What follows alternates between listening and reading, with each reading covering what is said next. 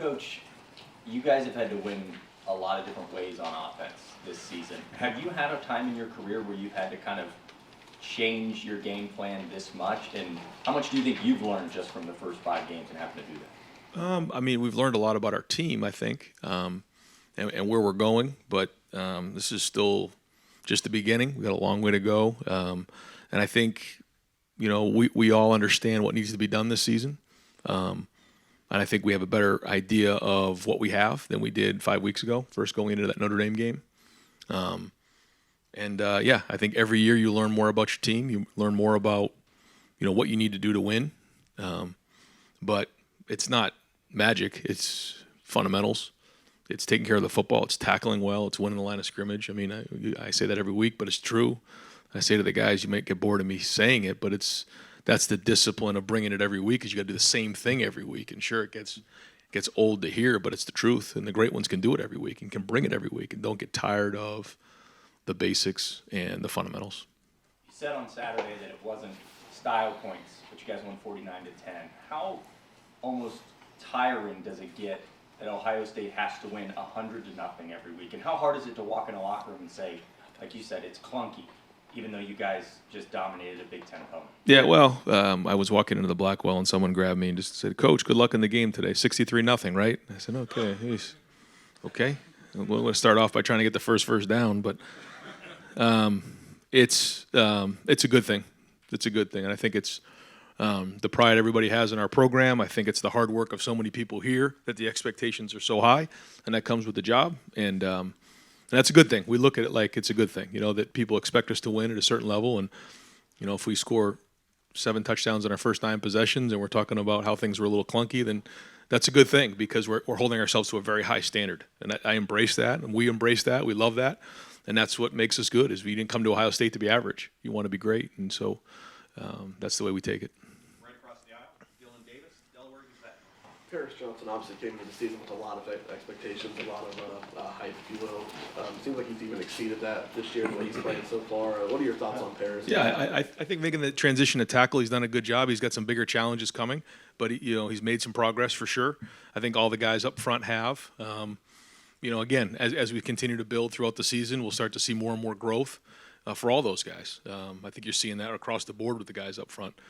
Still a lot to work on, though, but there's been bright spots. There's been flashes. There's been good play in the run game and in the pass game.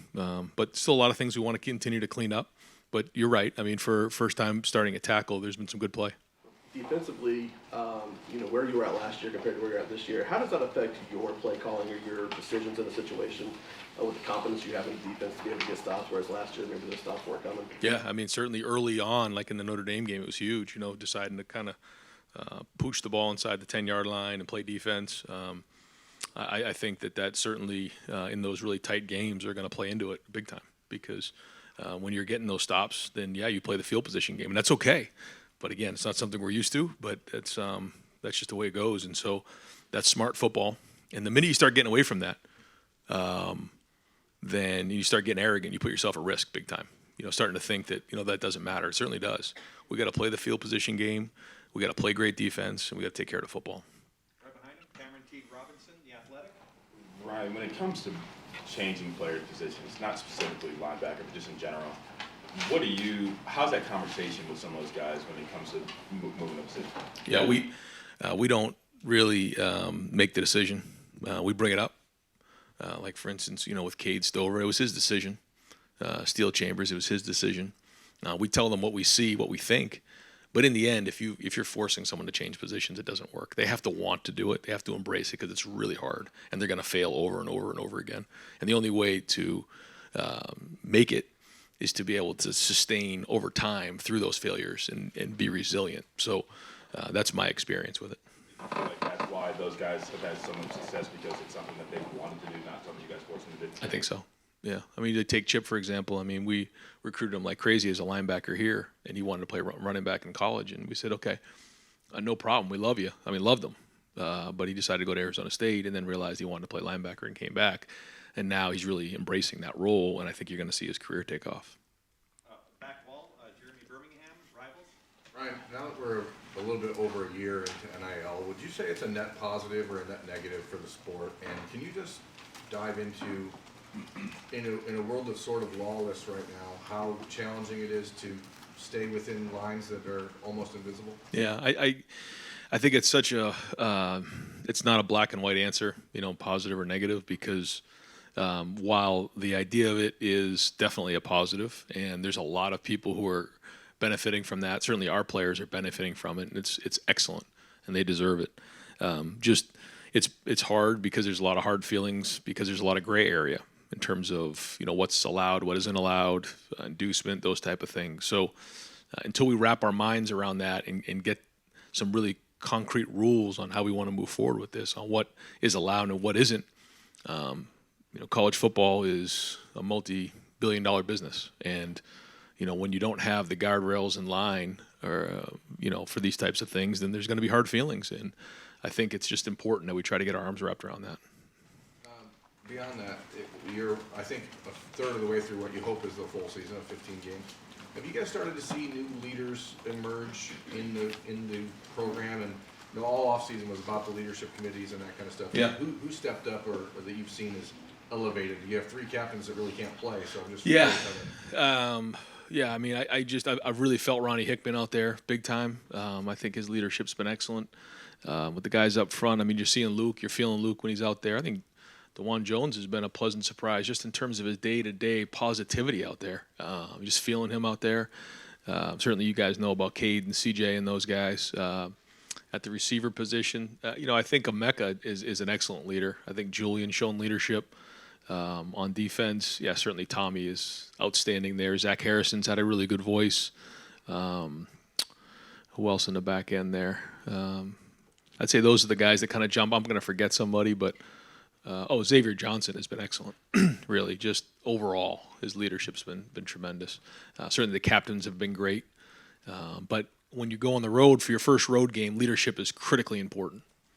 And so our leadership will be challenged this week. Deep left, Brendan Gulick, Buckeyes Now and Sports Illustrated. Coach, just curious, as you've watched the last couple of games on film beyond stats, how do you evaluate the way CJ's playing? You just take it, play by play, and grade what you see on film. And there's been some really good things, and obviously some things that he's got to improve on. But that's everybody on the entire program. But there's been some really good play there. As it relates to Michigan State, it seems like one area they really excel right now is actually in their punt game. Got the number 1 punter in the country. I know they haven't turned those field possessions necessarily into wins, but how do you approach a week of preparation when you're going against a team that can flip the field the way they do? Yeah, we have to. Well, we talked about it today in our staff meeting, what the objectives are in special teams, and that came up in the meeting. They do a great job in that area. So that's an area we got to win. We got to win the kicking game. It's part of our plan to win. And, part of it is going to be certainly, making sure that we're aware of all the fakes and different things that may come up in a game like this. Is, teams typically will try to steal possessions. That's part of the plan. A lot of times we see, so we have to be on edge there.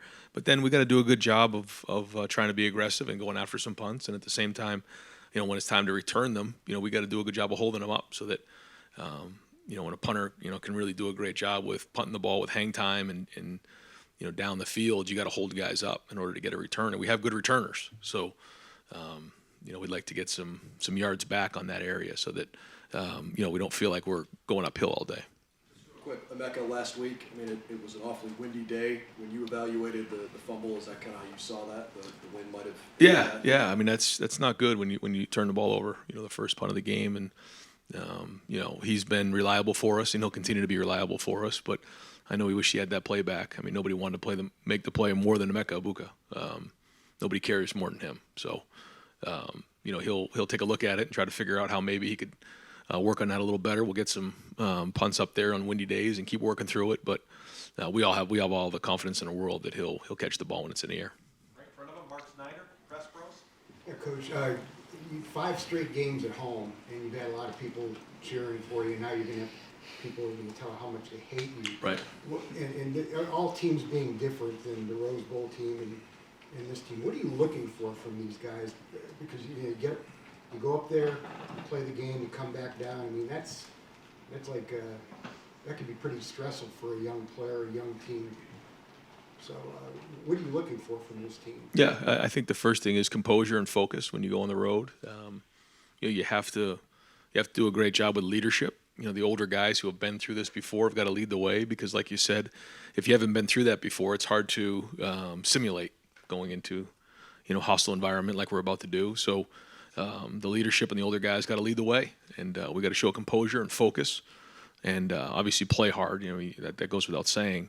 But there can be a lot more distractions when you're on the road. So, in terms of when you're at the game. Now, the good thing is when you're traveling together, there's less distractions in terms of all the outside stuff. You're kind of on the bus, and you head up on the plane. You're at the hotel together. There's not all family members, just different things in the area that may be a distraction. So that part's good, but I think those are the areas that we'll focus on. When a team, any of the teams that you've been an assistant on or the head coach with, any team that in like maybe the first or second road game where you were coming back home and going, wow, this team's really changed. Yeah, Good things happen. Yeah, you can learn a lot from being on the road. Absolutely. Yeah. Game in particular. Not offhand, just here as we talk about it. No, but I know what you're talking about. I mean, I'm aware of what you're saying. You can really mature and grow as a team when you're on the road, and go get a conference win on the road. It can mean a lot. So I don't really have an example offhand, but certainly I agree with what you're saying. Right in front of him, Jacob Bench, the Lantern. Yeah, hey Ryan, just going back to, you mentioned the distractions and the NIL and all things like that. We've crossed the Power 5, a couple of different programs and parted ways with their head coach already this early into a season. Just from your standpoint as a head coach, how difficult is it to keep up with all the extra, things going on in season aside from just winning the game on Saturday? Yeah, it's a big challenge, but you know that, what comes with it. Doesn't make it easier, but that's why you have to hire great people that you can rely on, and you do all the work in the off season, to get to these moments here. But to say it's easy, that's not true. It's a challenge, but that's what we signed up for, and that's the way we want it. Yeah, you mentioned hiring great people, leaning on others. Just who from Ohio State kind of helps out with that kind of stuff? Who do you lean on? What sort of advice do you seek? Yeah, I mean, everyone. It just depends on where you're talking. When you talk about the team and you talk about the strength and conditioning area, Mick Marotti's a huge person that I go to all the time. In the recruiting area, certainly it's Mark. When it comes to operations, it's Quinn Temple and Brian Boltolini. When it comes to the obviously the football stuff, it's the entire staff. The coordinators starts with those guys. Just day-to-day stuff. Keenan Bailey is a huge help for me. And there's just a lot of people here that you have to lean on. Everybody has their certain area that they got to be really good at, and if they don't, they kind of stick out. Kale Olson's got to be the best nutritionist in the country. I mean, just the work she puts in for these guys and how she helps these guys on a day-to-day basis and the hours she puts in, it's unbelievable. And so we have our player development with Tony, Candace, and CJ. There's so many people around here that have to be on their game all the time, and if they're not, then something falls apart, and we can't have that. And I think everyone embraces that, and we talk about what that means, especially in the off season, and everyone's got to hold up their end of the bargain. Front row right, Austin Ward, Rivals, 97.1, The Fan. Right. Cam Brown's had to go through these recovery processes several times. I'm sure he was hoping he was going to be done with that this year. How has he handled this one, this latest setback? What's been the frustration or the mindset for him as he tries to get back out there? Yeah, he's been itching to get back out there. He's been stressing to get back out there. I mean, I've felt an urgency about him for the last week that he's dying to get back on the field. So he's gonna we're gonna obviously make sure that he was where he needs to be, and gonna trust the doctors and all the medical people. But I mean, he's trying really hard to get back on the field, and I don't think anybody's more frustrated than he is. So hopefully this is a great week of work and we can get him back on the field this week. Outside of, he was playing well early on. We've seen Denzel struggle a little bit, and you've had the injuries with Jordan. Like, what has it been like to manage that whole unit? I know it hasn't worked the way that you or Tim probably or Jim imagined for this first month plus. Yeah, well, we haven't really had that whole unit at full strength, and you think about not having Jackson and a few different guys. We haven't been at full strength, but when you look at most teams across the country, most of them aren't anyways. So that's part of the game, and so you have to adapt, and that's where some of the young guys got to step up. And to the young guys' credit in that room, J.K. and Jair had to step up, and so that's good. That's building some depth moving forward. But like you said, we can get Cam back this week, and hopefully Jordan in a couple weeks, and and Denzel, coming off of that hand, I think he's got a game under his belt. So hopefully, he'll take the next step this week. But that's part of it. We were missing a couple guys like Cam and Lathan for a game, and so some different guys have had to step up, and so that part has been good. Some guys with we've played some depth here, but ideally, we'd love everybody healthy. Second row left, Stephen Means, Cleveland.com. Just one more follow-up on the punt return. Emeka, I know he muffed that one, but he's had a couple this year where he's had to basically catch it over his shoulder. Has there been conversation about maybe just moving him back so it's not even this year? The tough thing about moving them back is on that field, because it's not grass, when it bounces and rolls, it rolls forever. So it can cost you 30, 40 yards. So trying to find that sweet spot in there is difficult. And the funny thing in the stadium is if you looked up at the flags, it was blowing south, I believe. And down in the field, it was going the other way. And then all of a sudden, it would turn on the field. So it swirls down there. So sometimes to try to get an idea of where that wind is taking the ball or holding the ball up is a little bit of a challenge. And we try to do the best we can out there. But there's a little bit of a feel to it. And, he obviously that one got us, but he's also done a good job of making sure he catches those because, if you go too far back and it takes that big hop and rolls 30 yards, that's 3 first downs. So we try to find that spot in there, and sometimes we do better than others. Just with Marvin, he kind of got out to a hot start his first couple of games here, and then has he maybe missed Jackson the most of the receivers just because it seems like he's the one getting double teamed and having the extra guys on him over the top now? I don't know if he's getting double teamed. I think he's doing great. I think when he's had his opportunities, made plays. I think there was a couple holding calls on him the other night. And maybe if those don't happen, there's a few more catches and things like that. And just the way it's played out this year, we haven't had as many plays. And a couple of these past couple of games, when you look at the numbers, you say, oh, they're a little down. But they haven't really played in the fourth quarter, or really even at the end of the third quarter. So that's only a game and a half. Or excuse me, a half and then maybe like another 8 to 10 minutes. So that's a lot of football that some of the guys are missing. So no, I see him playing at a high level right now. He works as hard as anybody, and certainly will be good to get Jackson back. There's no question. But no, we're happy with his play. Right next door, Nathan Baird, Cleveland.com. Just to clarify real quick, you say Cam Brown could play this week. You think Yes. it's possible he's back? With Jackson, you characterized him as sort of day-to-day last week. Does he fall into the same kind of Jordan Hancock category for a game like this when you've got the bye week coming up? No, we're hoping to get him back this weekend. But again, it's just so hard to tell. We can come in today and say, well, he had a little bit of a setback, or no, he's really doing good and he's trending to play on Saturday. So when I say day-to-day, that's kind of how it is. And with the style of injury that he has, it can kind of go that way. It can linger or it can get better quick. So we're hoping that it's the latter of the two. You mentioned a couple times today, and you were talking about last week, about taking what a defense gives you, being more willing to just run the ball, maybe in the past when you weren't so much. But you've also got a Heisman Trophy finalist quarterback. You've got first-round NFL receivers. So how are you finding, I guess, that balance just as a play caller? Because don't you want to still be the one dictating things offensively and pushing that action? And how do you reconcile that? Yeah, we just every drive we're trying to score touchdowns, and whatever it takes on that drive, we'll do.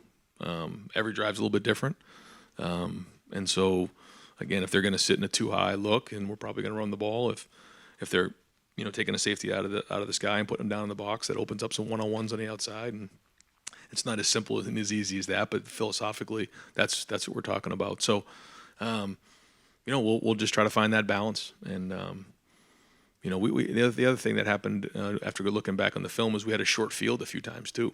So some of those drives, they only had to go about 50 yards to score. So when you look at the numbers at the end of the stat sheet, it looked a little light. And but I think that was just unique to the game. Are you seeing or feeling a shift as far as just how defenses in general are approaching you, or things you're seeing across college football? The defenses are maybe trying to take that away more and playing back more? Yeah, I don't know. Yeah, I think that the defenses have really done a great job this year. I don't know what the numbers are across the country, but just at first glance, it seems like the numbers seem to be down a little bit. I don't know if that's accurate or not, but I feel like the scores and stuff seem to be down a little bit. But maybe that's just maybe that's not accurate. But I just feel like defenses are doing a good job across the country. Got time for a few more. Front row, Joey Kaufman, Columbus Dispatch. Ryan, looking back on Denzel's return against Rutgers on Saturday. What did you make of it? What in general for the season that he's had? He's had some maybe more ups and downs than he had last year. What do you think's kind of like contributed to that? I think he, in terms of his movement and working through that hand, I give him a lot of credit for having that procedure done and getting back on the field so quickly. Goes to show you how tough he is, and he's been right there for a lot of these plays. He just hasn't quite finished them, and so that's an area that he's got to work on. But the good news is he's right there, and so we believe in it, and Tim's going to drill the heck out of it this week, and but his footwork and the way he's moving is all really good, and his cover ability is really still strong. He just got to finish at the point of attack, and I know he understands that, and he's going to work on that this week. He's such a confident guy, and last year to have a big freshman year to come here and contribute right away, and he was great in coverage against a lot of the best receivers facing the Big Ten. What's this year been like for him personally, just kind of dealing with some of that? You'd have to ask him. I don't know, but we certainly believe in him. Right next door, Tim May podcast, and On 3. Letterman Row, whatever. Hey, Ryan, you look around the country. Paul Christie's got canned on Sunday. Guys, how does that heighten just your awareness of win now, baby? You understand what I'm saying? Yeah, I do. I know you don't need any more burden No. on you than whatever, No. but it's kind of crazy, isn't it? It is, but that's. I don't think it's anything more or less. I mean, I feel that every day when I wake up. It's just we got to win them all. So that's just, and that's not always easy to live that way, but it's just the way it is, and so we've embraced that, and that's how it goes. But it is a tough profession. I'm not trying to get you to brag on your offense, but I will ask this. I mean, Rutgers was bound and determined y'all weren't going to run the ball Saturday, and then they played the two houses, and y'all kept picking at that lock, and you opened the lock. And I mean, do you just feel like you're working right now with just a full complement when it comes to offense of finding answers? And I don't know, what is that feeling like, I guess? Yeah, no, I mean, no, I don't think we're anywhere near there. I do think we have had some balance, and we've done some good things. Don't get me wrong, but no, I don't. There's still a lot of issues, and the whole key is to identify the issues and get them fixed. Even though maybe against a certain team you can get away with some things. So, as the film continues to grow, as we get into these conference games, we get into some of these matchup games, it's going to get harder and harder. So. We got to go out there and have a great week of practice. We got to get some things fixed. We got to keep growing in the passing game, the running game, the play action, the drop back, the power run game, the spread run game. There's just so many things that we need to improve on. So, no, I don't think we're there right now. But we have had some good bright spots though, for sure. And one other quickie, Donovan Jackson. When you watch him on video now, what just stands out about the way he is playing? He's very talented, but he's also very intelligent. He's tough. Just in terms of his ability to bend and the power that he has. I mean, he kind of has a lot of those skills, and he has a lot of tools there. But I think what probably makes him special is just his mental makeup. Bill Rubino, Columbus Dispatch. This kind of builds on that. You guys have not been challenged other than Notre Dame. I mean, almost every other team has had a close call. I mean, how happy are you with just how the season has gone so far? Hard to tell. Just because every week is a week in it's a work in progress. We're trying to figure out every week what we need to improve on, because we know that we're down this path and we have to continue to build to, reach our goals. So, each week you try to identify the things you've done well and enhance them. You try to identify the things you got to improve on. Sometimes that's easier to do than others. Sometimes you got to really scratch at it a little bit, and that's not always easy to do when you win the way we've won the last couple of weeks. But you got to be honest, and we all have to be accountable and critical, and make sure that we're getting better in those areas, because it's important to continue to get better. I don't know how else to say it. And I assume you're quite pleased with Jim Knowles and the defense. What has stood out to you about how different this is, and maybe? You probably figured first-year coordinator, there are going to be some bumps in the road. Right. How is that going? Well, I think that they're playing with great confidence, and to me, that's the most important thing is that they're playing with pad level, they're playing fast, they're playing with confidence, and the scheme is great. I think they believe in the scheme, there's good answers, but at the same time, to me, it's the energy, it's the pad level, it's the fundamentals, it's I mean, just look the way Tommy's playing. He's just playing a lot faster. The way Steele is playing, he's playing faster. The line's playing with a little bit more aggressiveness. So I think that's probably the number one thing. Again, still got a lot to improve on, but I like the way that they're playing and their energy. Right behind him, Doug Lesmerises, Cleveland.com. Yeah, Ryan, just to clarify, the way Tim asked that question about people getting fired, did you think Tim was putting you on the hot seat there? Yeah, I did. No, that wasn't the Not intent. the intention. You said you wake up thinking about that, like what? Like I have to be at my best every day. We can't lose a game. What? How do you really manifest that idea of doing your job? No, everything you just said is yes. That's exactly the way I wake up every day. Now, there's nothing you can do about that other than try to focus and be great right now. And you got to wake up running every day, or someone's going to get you. So that's just the way it is. And I think our team understands that.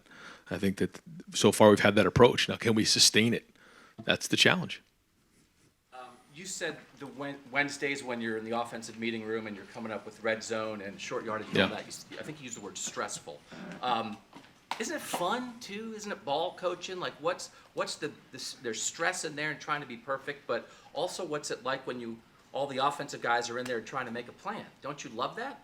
The best part is when you execute and you put it on the field and it works in a game, because you just think about all the work that's been done and you can enjoy it after the game. That's the best feeling. Yeah, during it, no, it's not always that fun, because is it going to work? Is it not going to work? What's the best angle? What's going to happen? Are they going to change the look? Is this guy going to win in this matchup? There's just so many variables to come into play, and everybody has to do their part. And then you have to have the right chemistry in there where, sometimes you can say too much, sometimes you can say too little. You got to make decisions, you got to move on because the clock's ticking, and guys will be in here in meetings here at 2:30 and we got to go. So it's a race against time to come up with a really good plan that schematically gives you an advantage, but also allows your players to play fast. And that's what we strive for, and having enough, but not having too much. How have you evolved in your offensive thinking in your time at Ohio State, first as a coordinator and now as a head coach, being in those rooms, being in the college game, and I know you were before? Have you changed how you think about offense? Yeah. I think it's just being in those games and knowing this is what we're going to need, and just looking at it and saying, we need like 2 more runs here in this situation, or we need 1 more play action pass here, or we got too much. Like, guys, we can't execute any of this stuff, and just trying to find that right balance. I think that's probably just over the years between Kevin and I, we've worked hard to strike that balance. Not that it's always perfect, but that's probably what we've learned the most. And that's one real quick, just like even taking off your coaching hat real quick. Jackson Smith-Njigba is one of the best players in college football. It just stinks that he's barely been able to play this year. Yeah. Are you just curious? I think everybody wants to see this guy play football. Yeah, I think that, like I said, there's a silver lining, but yeah, nobody wants to get on the field more than Jackson, and we all would love to see him on the field as well. And final questions over here to the right, Clay Hall, WSYX. A little bit what Doug touched on, you spoke of the burden. Do you feel like because I'm a young guy, I've been through the grind, I'll get to January and then I'll take a breath? Or do you dump the burden somewhere, or do you just carry it? I don't even know. I don't really think about it like that. I try to do the best I can when we get away from it, on a Thursday night, to try to do something, to think about something else. But usually what happens is we end up as a family watching football on TV on a Thursday night. So it's hard to get away from, where my son comes home from his game. But it's just kind of a way of life, and we love it. We embrace it. And I think of 5 home games in a row with over 100,000 people in the stadium, just unbelievable crowd, and just seeing all the people at the Skull Session, walking up to the game, post game, just seeing the joy in their face, after a win, and that's something we take a lot of pride in. But mental health is your cause. Yeah, you have to find a balance, just like we all do. It's just obviously mine's a little bit different, but everybody has their own challenges, and mine's not harder than anybody else. It's just different, and I think we all have to find that balance. Yep.